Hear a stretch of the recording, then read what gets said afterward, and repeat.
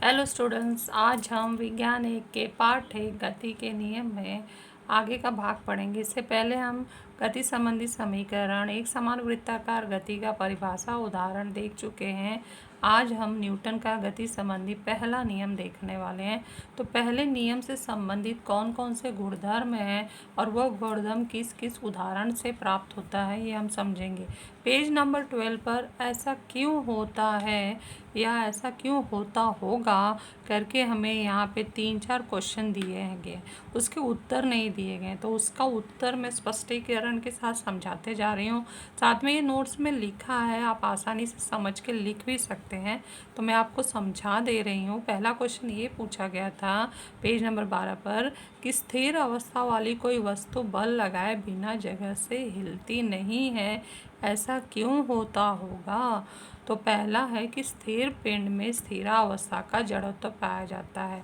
अब देखो, ये शब्द हम कक्षा 8वीं के विज्ञान में पढ़ चुके हैं। जड़त्व जो है 3 प्रकार का होता है: स्थिरावस्था का जड़त्व, गतिशीलता का जड़त्व, दिशा का जड़त्व। यदि कोई पिंड स्थिर है तो उसमें स्थिरावस्था का जड़त्व पाया जाता है। यदि कोई पिंड गतिशील है तो उसमें गतिशीलता का जड़त्व पाया जाता है। और यदि कोई पिंड विशिष्ट दिशा में गतिशील है तो उस दिशा का जड़त्व पाया जाता है। ये हम कक्षा 8वीं में पढ़ चुके हैं, उसका उपयोग यहाँ कर रहे हैं। जड़त्व हम यहाँ नहीं पढ़ेंगे, जड़त्व का उपयोग, उदाहरण का जो स्पष्टीकरण है उसमें जड़त्व का ही नाम आएगा बार बार, जड़त्व के प्रकारों का, और जो आपको विज्ञान के रिवीजन नोट्स में भी बताया गया था। तो यहाँ हम देख रहे हैं कि पिंड स्थिर अवस्था में है तो उसमें स्थिरावस्था का जड़त्व पाया जाता है। फिर उससे क्या होगा, जब तक उस पर बल नहीं लगाया जाएगा वह अपनी अवस्था नहीं बदलेगा। तो अब हर पिंड में अगर वह स्थिर है तो स्थिरावस्था का जड़त्व पाया जाता है, तो जब तक उस पर बल नहीं लगाएंगे वो अपनी जगह से स्थान नहीं बदलेगा। इसीलिए स्थिर अवस्था वाली कोई भी वस्तु बल लगाए बिना जगह से हिलती नहीं है, क्योंकि उसमें स्थिरावस्था का जड़त्व पाया जाता है। दूसरा, टेबल पर रखी पुस्तक उठाने के लिए आवश्यक पर्याप्त बल द्वारा टेबल उठाया नहीं जाता। कि अगर जो टेबल पर पुस्तक रखी है वो पुस्तक को उठाने के लिए जो बल लगा रहे हैं उसी बल से हम टेबल को उठा नहीं सकते हैं, क्योंकि टेबल और पुस्तक दोनों का द्रव्यमान भिन्न भिन्न है, अतः उन पर क्रियाशील जड़त्व भी भिन्न भिन्न है। अब टेबल की तुलना में पुस्तक का द्रव्यमान कम है तो उसका जड़त्व कम है, तो उस पुस्तक को उठाने के लिए कम बल की आवश्यकता लगेगी, और टेबल का द्रव्यमान पुस्तक के द्रव्यमान से अधिक है इसलिए उसका जड़त्व अधिक है, तो उस टेबल को हिलाने के लिए पुस्तक से अधिक बल लगेगी।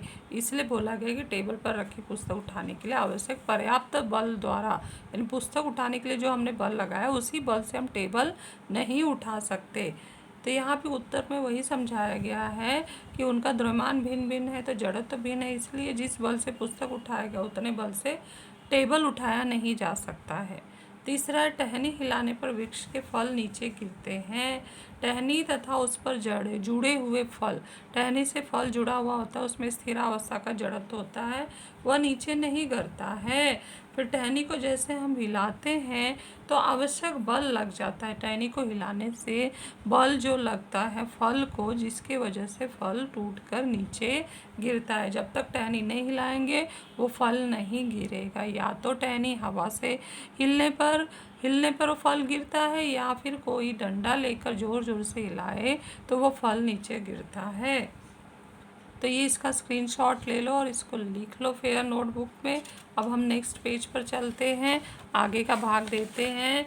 और भी इसमें एक प्रश्न पूछा गया है जो जड़त्व से संबंधित है कि विद्युत द्वारा घूमने वाला पंखा बंद करने पर भी पूर्ण रूप से रुकने से पहले पंखा कुछ समय तक घूमता रहता है। ये हमने देखा है, घरों में तो फैन लगा ही है और आजकल गर्मियों में वो चलता भी है। तो जैसे हम बटन बंद कर देते हैं तो बटन तो बंद हो गया, उतने ही झटके से फ़ैन बंद नहीं होता है, क्योंकि फ़ैन गतिशील था तो उसमें गतिशीलता का जड़त्व पाया जाता है। और जैसे विद्युत प्रवाह बंद होता है, पंखा गतिशीलता के जड़त्व के कारण कुछ देर तक घूमता रहता है। इन सभी चारों उदाहरण में जड़त्व यह सामान्य शब्द है। तीनों चारों उदाहरण में जड़त्व का ही नाम आया है। तो जड़त्व का मतलब अब तक समझ में आ गया होगा कि यदि कोई पिंड स्थिर अवस्था में है तो स्थिर ही रहेगा, और यदि कोई गतिशील है तो गतिशील अवस्था में ही रहेगा जब तक उस पर आवश्यक बल लगाया न जाए।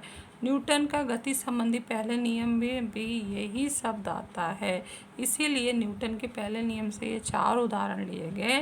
क्योंकि जो जड़त्व का मैं शब्द वाक्य अभी बोली हूँ वही वाक्य आपको न्यूटन के पहले नियम में भी सुनाई देगा। लेकिन न्यूटन को पहले नियम करने के लिए एक प्रयोग दिया गया है, और ये प्रयोग मैं आपको करके नहीं दिखा रही हूँ क्योंकि आप लोग बहुत अच्छे से ये प्रयोग करके मुझे वीडियो बना कर भेज रहे हो। आपको समझा दिया गया था प्रैक्टिकल में, विज्ञान प्रयोग पुस्तिका के प्रैक्टिकल 1 में। तो आप सभी लोग बहुत अच्छी तरह से ये प्रयोग करके दिखा रहे हो। तो आप ये प्रयोग कर ही लिए हो तो उसके निरीक्षण और निष्कर्ष हम देख लेते हैं। जब पुट्ठे को धक्का मारते हैं तो पुट्ठा आगे निकल जाता है, परंतु सिक्के पर बल नहीं लगाया है, इसलिए वो वहीं रहता है। तो हम देख रहे हैं कि पुट्ठे को टिचकी मार रहे हैं तो पुट्ठे पर बल लग रहा है, वो आगे चला जा रहा है। लेकिन सिक्के को बल नहीं लगाया है तो वो वहीं पर है। लेकिन सिक्का में स्थिरावस्था का जड़त्व पाया जाता है, इसलिए ग्लास में वह गिर जाता है। तो निष्कर्ष में हम ये देखते हैं कि सिक्का जो है ग्लास में नीचे गिर जाता है, पुट्ठा आगे गतिशील हो जाता है। क्यों? क्योंकि सिक्के में स्थिरावस्था का जड़त्व पाया जाता है और अंत में गुरुत्व के कारण वह नीचे ग्लास में गिर जाता है। तो इसका भी स्क्रीनशॉट लेकर लिख लीजिए। अब न्यूटन का नियम पढ़ने से पहले 2 और प्रकार के बल आ रहे हैं। एक तो राशियाँ आ रही हैं जो हमें पढ़ना है। हम पहले जड़त्व पढ़ लिए, अब पढ़ेंगे बल के प्रकार। संतुलित बल किसे कहते हैं? उदाहरण लिखो। संतुलित बल बैलेंस फोर्स होता है। ये सब आप कक्षा 8वीं में पढ़ चुके हो, आपको रिवीजन नोट्स में दिया जा चुका है। फिर भी ये दोबारा बताया जा रहा है ताकि आपको अच्छे से समझ में आ जाए। जब किसी पिंड पर 2 विपरीत दिशाओं से समान बल लगाया जाए तो उसे संतुलित बल कहते हैं।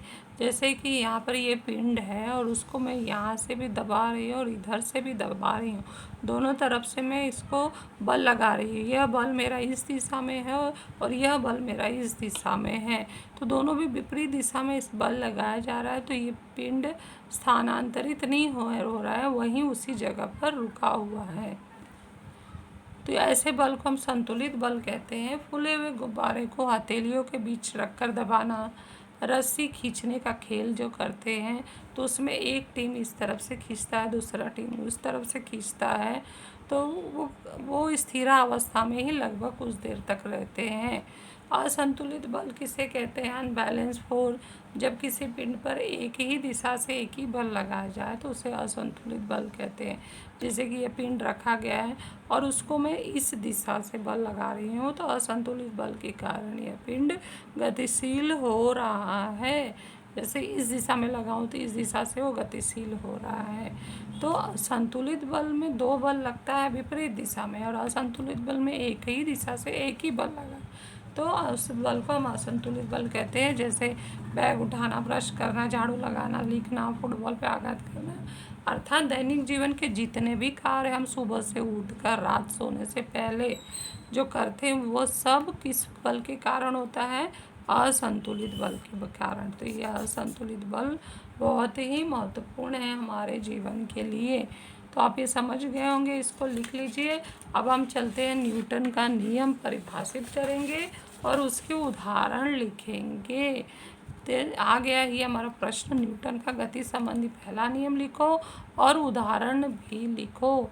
यदि किसी पिंड पर कोई भी बाह्य असंतुलित बल न लगाया जाए तो स्थिर पिंड स्थिरावस्था में और गतिशील पिंड सरल रेखा में निरंतर गतिशील रहता है। देखा आपने, सुना, यही वाक्य मैं जड़त्व में भी बताई थी कि स्थिर पिंड स्थिरावस्था में और गतिशील पिंड सरल रेखा में गतिशील रहता है जब तक उस पर बल न लगाया जाए। तो इसीलिए जब न्यूटन के नियम में ये वाक्य आ गया और ये जड़त्व का वाक्य है, तो इसीलिए न्यूटन के नियम को जड़त्व का नियम भी कहते हैं, दूसरा नाम है।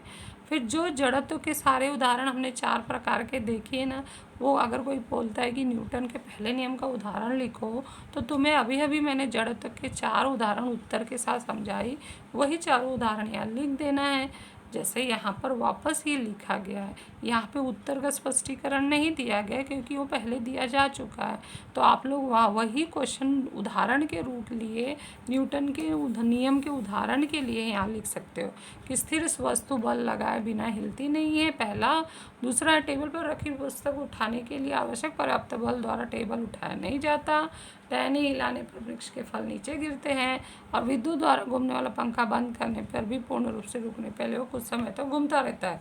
ये 1, 2, 3, 4 उदाहरण हम जड़त्व में देख चुके हैं स्पष्टीकरण के साथ। वही उदाहरण यहाँ आपको लिखना है कि क्योंकि ये बोला गया है कि न्यूटन का पहला नियम लिखो और उदाहरण भी लिखो। तो बच्चों, आप लोग न्यूटन का पहला नियम ये पढ़ चुके हो। नेक्स्ट में हम मिलते हैं न्यूटन के दूसरे नियम में।